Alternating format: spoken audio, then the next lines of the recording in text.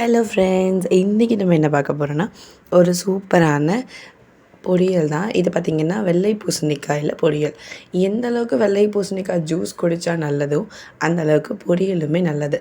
So இந்த மாதிரி once try பண்ணி பாருங்கள். இதில் இருக்க சீட்ஸ் எல்லாத்தையும் எடுத்துகிட்டு இதில் இருக்க தோலையும் இந்த மாதிரி பீல் பண்ணி எடுத்துடலாம். இப்போ இதை நம்ம க்யூபாக கட் பண்ணி எடுத்து வச்சுக்கலாம்.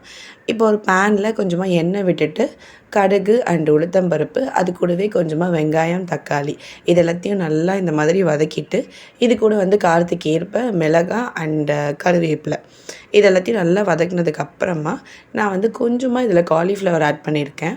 ஸோ இது நல்ல டேஸ்ட் கொடுக்கும். இது ரெண்டுத்தையும் நீங்கள் மிக்ஸ் பண்ணி சாப்பிட்டு பாருங்கள், சூப்பராக இருக்கும்.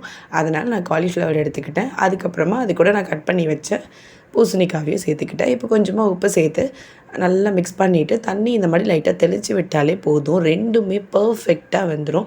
ரெண்டுமே ஈக்குவல் டைமில் பர்ஃபெக்டாக வெந்துடும். இது லேட்டாக வேகும், அது சீக்கிரம் வேகும் அப்படிலாம் கிடையாது. ரொம்பவே பர்ஃபெக்டாக வெந்துடும். நான் உங்களுக்கு காமிக்கிறேன் பாருங்கள். இப்போ நான் ஒரு 2 டேபிள் ஸ்பூன் அளவுக்கு கடலைப்பருப்பு ஊற வச்சு வேக வச்சு வச்சுருந்தேன். அதை சேர்த்துட்டு கொஞ்சமாக தேங்காய் சேர்த்துக்கிட்டேன். இன்னுமே சூப்பர் டேஸ்ட் கொடுக்கும். நீங்களும் ட்ரை பண்ணி பார்த்துட்டு கமெண்ட் பண்ணுங்கள். சப்ஸ்கிரைப் பண்ணுறேங்க. பாய்.